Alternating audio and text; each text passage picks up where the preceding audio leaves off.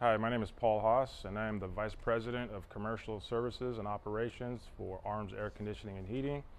We operate out of Atwater, California.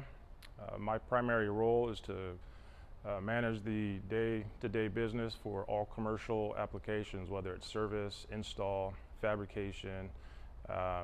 We have large projects, we have small projects. My team is versed on all levels of equipment installation. They've done schooling to prepare themselves for their positions. Some of the entry-level positions would require a minimum of 6 to 8 months of training, and then as you progress in your career, we offer trainings to keep abreast to all of the new equipment that's coming out.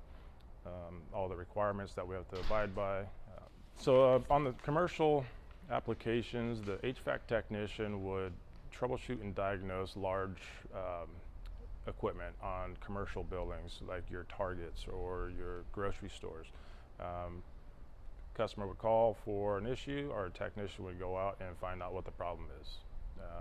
Once the problem is the troubleshot, he would then communicate with the customer. Communication is key across the board in our business. Communicate with the customer on what the problem is and give them options. Options to replace the system, options to repair the system, and we mitigate the issues for the occupants of the building.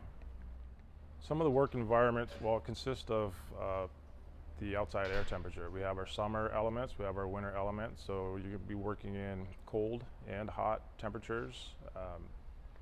In the rain, you could be up on the roof, working on a furnace, and it can be raining on you. Or you could be in the attic when it's in the middle of summer, and you can expect, if it's 105 degrees outside, it's going to be 140 in the attic. Our guys conditioned to it. Once you do it for a while, you start to acclimate to the cold and hot temperatures. So for commercial pay scale, it ranges from $18 up to around $68 an hour, depending on your educational level and your experience. So over the course of your career, continuous education to stay on top of all the new equipment coming out, all the requirements from the EPA, et cetera. This is how you become an asset to the company. The bigger the asset you are, the better the pay scale will be. We can forecast many changes in the near future, especially with the COVID virus pandemic. There are a lot of requirements, there's a lot of new equipment, which falls back on training. We need to learn how the new equipment's operating to combat viruses, and in our field, the technology is continuously changing, so we need to maintain our educational levels. A high school student can prepare in a number of ways. I mean, being mechanically inclined, it comes naturally for some people. Some people it doesn't, but that's where you can learn at school. I mean, education is key in any industry. Some of the classes you can take in high school to prepare yourself, they don't really offer much on the HVAC or mechanical systems. However, you can take the hands-on courses, work with your hands and hand tools.